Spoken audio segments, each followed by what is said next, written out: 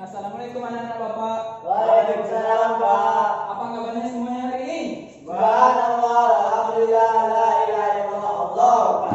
Semangat anak-anak Bapak ya. Sudah sarapan semuanya? Sudah, Pak. Ayo kita coba tepuk semangat. Semangat. Semangat. Baiklah, langsung saja ya Bapak absen. Kehadirannya Rio Suhendro Kartiko. Hadir, Pak. Bintang Gunawan. Hadir, Pak. Hadir semuanya ya. Hadir. Seperti biasanya sebelum kita memulai pelajaran, kita berdoa terlebih dahulu. Baiklah, coba Bintang, ketua kelas, pimpin doanya ke depan.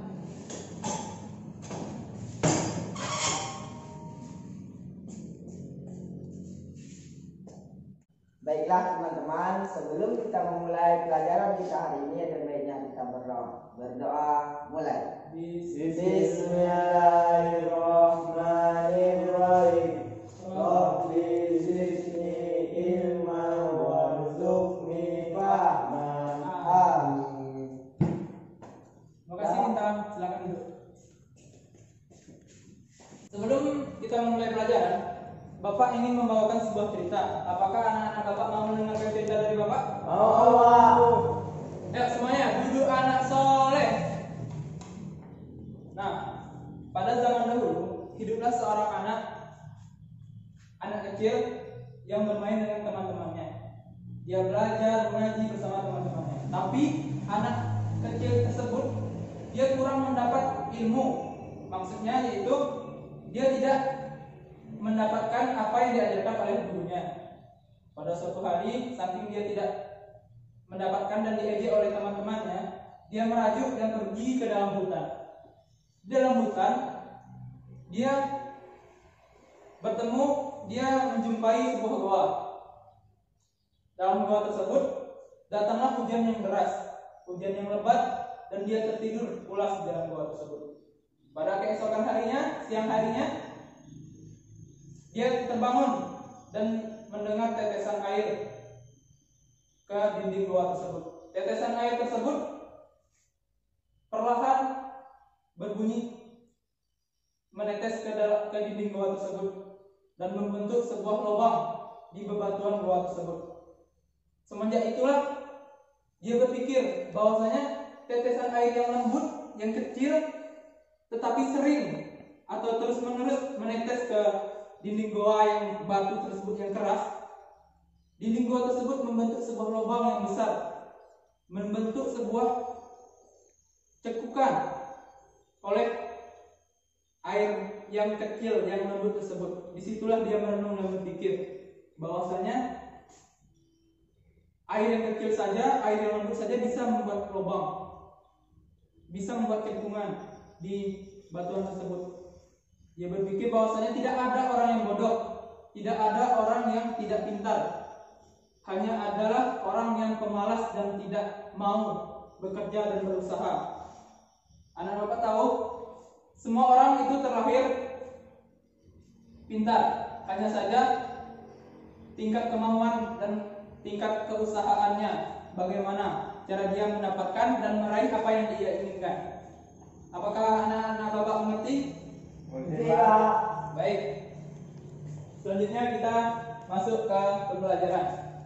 Kali ini tanggal 30 bulan Mei 2020, tema 4 tentang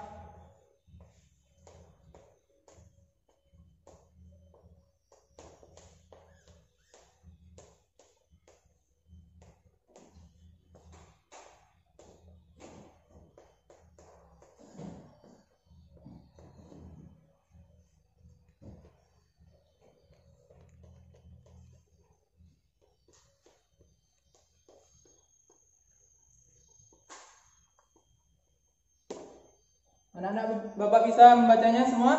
Bisa, Pak. Ayo kita baca sama-sama.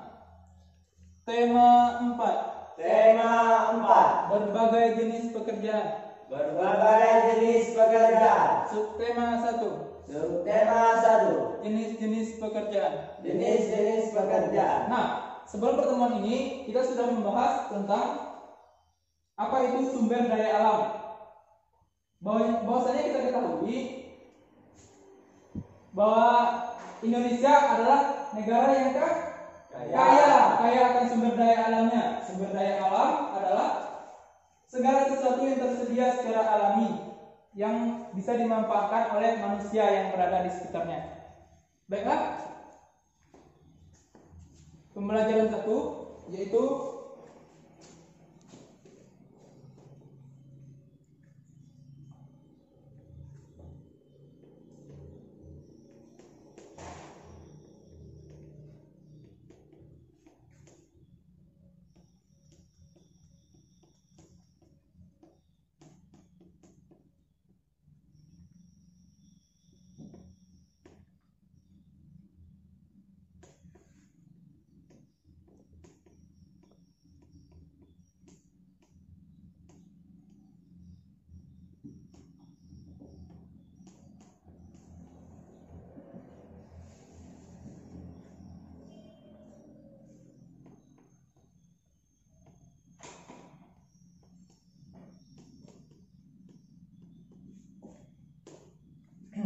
Nah, kita hari ini akan membahas tentang jenis-jenis sumber daya alam, manfaat sumber daya alam, dan upaya pelestariannya.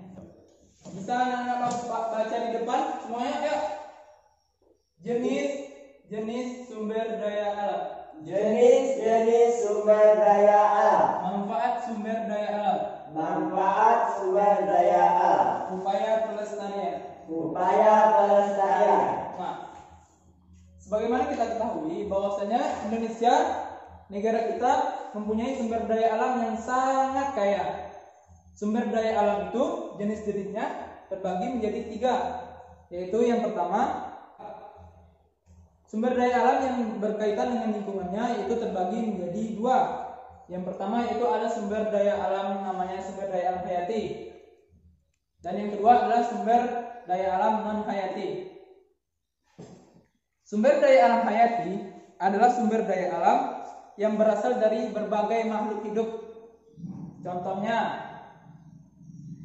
apa? Makhluk hidup yang ada di sumber daya alam Indonesia. Komodo. Nah, di sini ada Bapak menggambarkan gambar komodo, yaitu merupakan sumber daya alam hayati. Hayati ini terbagi juga menjadi 2, yaitu hewani dan nabati. Nah, hewani contohnya seperti komodo, apalagi rusa, singa, dan hewani. Dan selanjutnya itu ada nabati, yaitu tumbuhan. Apa contohnya? Hutan, bagi menjadi pohon pinus misalnya, bunga dan sebagainya. Nah, selanjutnya kita masuk kepada sumber daya alam non hayati. Sumber daya alam non hayati ini selain makhluk hidup seperti barang tambang, diantaranya apa? Contohnya batu bara, apalagi yang ada di sekitar kita? Minyak bumi ada, apalagi emas, biji besi, dan sebagainya. Itu adalah sumber daya alam yang berkait dengan lingkungannya. Yang kedua adalah sumber daya alam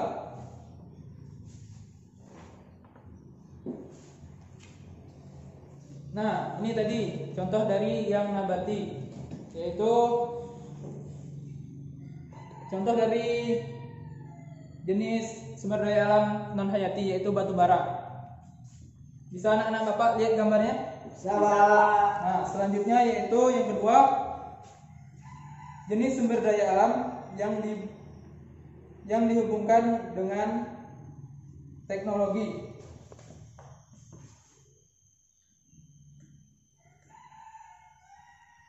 Apakah anak-anak Bapak bisa melihat di sini? Bisa, Pak. Sini adalah sumber daya alam yang dihubungkan dengan teknologi, yaitu gambar teknologi pembuatan kertas. Kertas terbuat dari pohon yang dibuat oleh pabrik yang menggunakan teknologi. Selanjutnya yaitu ada kain. Kain juga terbuat dari serat pohon yang terbentuk benang dan dibuat oleh teknologi pabrik, yaitu membentuk pakaian atau baju yang sering anak-anak bapak pakai. Nah, yang selanjutnya yaitu ada teknologi dalam memanen gandum. Di gambar tersebut bisa anak bapak lihat? Bisa, Pak. Di sini ada teknologi yang mempercepat atau mempermudah pekerjaan manusia untuk memanfaatkan hasil sumber daya alam yang dikelola oleh teknologi. Nah, yang terakhir yaitu sumber daya alam yang dihubungkan dengan masyarakat. Dengan adanya sumber daya alam ini dan juga adanya teknologi, maka akan membuka peluang pekerjaan bagi masyarakat Indonesia. Jadi banyak yang sarjana, banyak yang lulus sekolah bisa bekerja sebagai untuk memanfaatkan sumber daya alam atau kekayaan yang ada di Indonesia. Nah, selanjutnya kita akan membahas tentang manfaat sumber daya alam. Bisa anak-anak bapak baca? Sama. Ya. Manfaat sumber daya alam. Nah, selanjutnya yaitu ada manfaat sumber daya alam. Terbagi menjadi dua, yang bapak sebut tadi, yaitu ada hayati, sumber daya alam hayati, dan sumber daya alam non hayati. Sumber daya alam hayati adalah sumber daya alam yang berasal dari makhluk hidup. Itu ada hewan dan tumbuhan. Apa manfaat hewan bagi kita? Bisa dimakan. Bisa dimakan. Apalagi? Bisa dipelihara. Bisa dipelihara, pelihara saja. Bisa dipelihara, kemudian dijual, mendapatkan uang. Terus apa manfaat tumbuhan bagi kita? Bisa dimakan. Bisa dimakan juga. Bisa dijual. Bisa dijual. Dan juga menghasilkan O2 untuk udara segar di kehidupan kita. Nah, itu adalah manfaat dari sumber daya alam hayati dan non hayati. Dan itu adalah manfaat dari sumber daya alam hayati. Nah, yang kedua yaitu manfaat dari sumber daya alam non hayati. Apa tadi sumber daya alam non hayati? Contohnya Batu bara. Minyak bumi, Emas. emas, biji besi, perak dan lain sebagainya. Nah, manfaat itu semuanya sangat bermanfaat bagi kehidupan kita. Contohnya,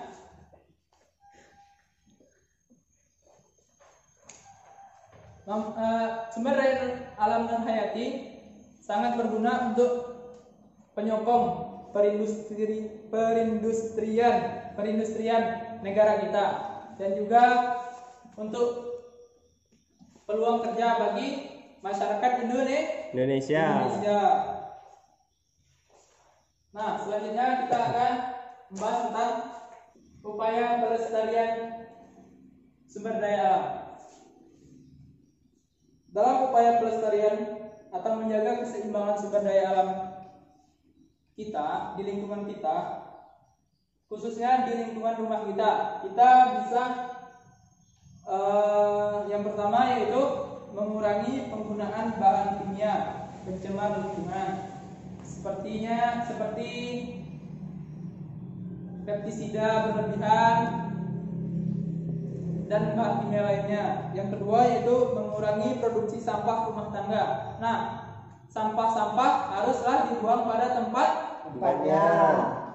Pintar anak-anak bapak. Ya. Dan tidak boleh membuang sampah Sembarangan. Nah, karena itu merusak sumber daya alam kita. Yang ketiga yaitu memilah sampah. Memilah sampah ini terbagi menjadi 3, yaitu sampah organik, anorganik, dan logam atau kaca. Yang keempat yaitu menghemat penggunaan air. Menghemat penggunaan air, misalnya kita tidak boleh boros ketika mandi. Bisa dimengerti? Bisa, Pak. Selanjutnya yaitu kelima, menghemat penggunaan listrik. Nah, di sini sering Bapak lihat masyarakat kurang edukasinya terhadap menghemat penggunaan listrik. Misalnya kita nonton TV, terus kita hidupkan TV-nya di rumah, dan kita pergi ke kamar. Nah, TV tersebut tetap hidup sampai berjam-jam. Itu termasuk dalam pemborosan dalam penggunaan listrik. Apalagi kipas angin misalnya, orangnya tidak ada tapi kipas anginnya hidup. Terus apa lagi? Charger HP dan lain-lain sebagainya. Nah, yang keenam itu menghemat penggunaan kertas. Nah, anak-anak Bapak dulu sering, kalau anak-anak Bapak alhamdulillah tidak ada, kita harus menghemat penggunaan kertas karena kertas terbuat dari pohon. Jika kertas kita hamburkan atau kita boros-boroskan, maka pohon akan sering ditebang dan akan memunculkan keseimbangan alam yang tidak bagus. Anak-anak Bapak tidak boleh membuang-buang kertas sembarangan dan menulis atau merobek-robek kertas.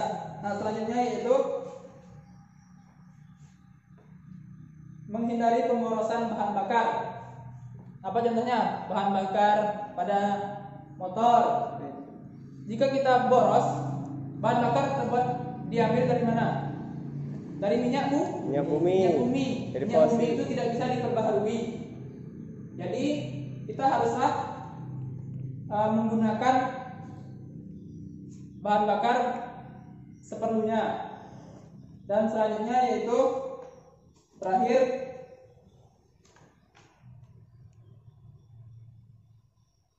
menghindari penggunaan alat-alat yang terdapat kandungan CFC di dalamnya. Tahu nggak anak-anak Bapak apa itu CFC? Nggak tahu, Pak. Nah, contohnya itu seperti odol, terus cat, terus sabun, deterjen dan sebagainya. Itu adalah termasuk dalam yang terkandung CFC di dalamnya. Itu bisa merusak keseimbangan alam jika kita tidak pandai-pandai dalam menggunakan hal-hal yang seperti itu. Nah, apakah anak-anak Bapak mengerti? Mengerti, Pak. Mengerti bintang? Mengerti, Pak. Mengerti. Nah, yang terakhir, Bapak punya permainan. Apakah anak-anak Bapak mau bermain bersama Bapak? Mau. Yang terakhir, Bapak mempunyai permainan yaitu tebak kata. Dari yang Bapak jelaskan tadi, Bapak sudah menyiapkan 3 buah soal atau 3 buah pertanyaan yang jawabannya sudah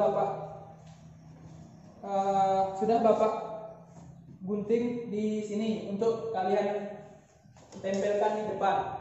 Jawaban tersebut telah Bapak acak kata-katanya. Silakan anak-anak Bapak nanti jawab sesuai dengan pertanyaan yang Bapak berikan.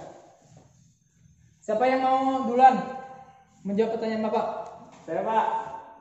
Baik, Rio Suhendro. Silakan nanti ambil jawabannya di sini dan Bapak akan membacakan pertanyaannya.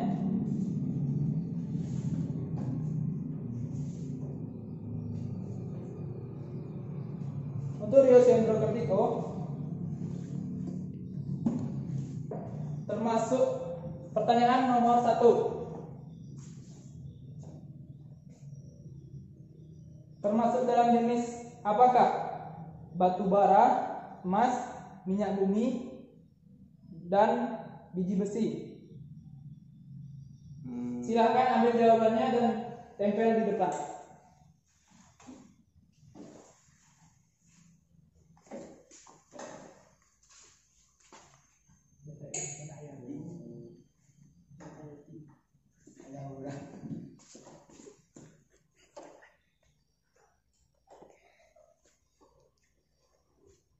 Pakai ini ya, Pak? Yuk.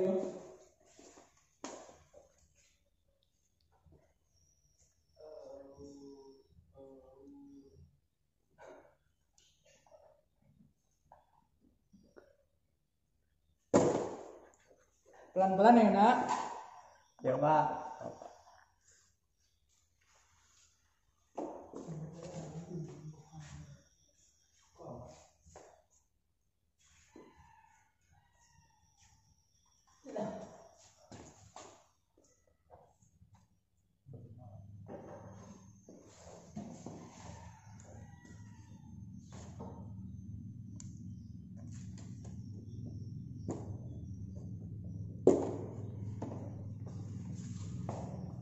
Nah, untuk selanjutnya pertanyaan nomor 2 tentang Gunawan ya. Salah satu upaya menjaga keseimbangan lingkungan yang dapat dilakukan di lingkungan rumah adalah, silakan ambil jawabannya dan tempel di depan.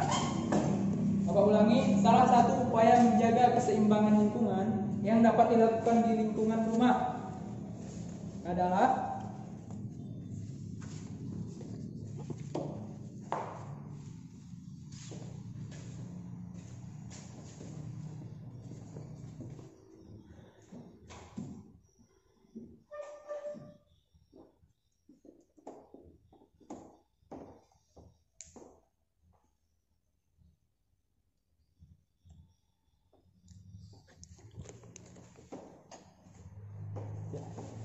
Ya, Pak. Nah, terima kasih Bintang. Pertanyaan terakhir, siapa yang mau menjawab? Angkat tangan. Dan pertanyaan terakhir. Saya, Pak. Rio Sendro. Baiklah. Pertanyaan terakhir yaitu tempat untuk melestarikan hewan dan tumbuhan langka. Bapak ulangi, tempat untuk melestarikan hewan dan tumbuhan yang mengalami kepunahan adalah, silahkan ambil jawabannya, ditempelkan ke depan.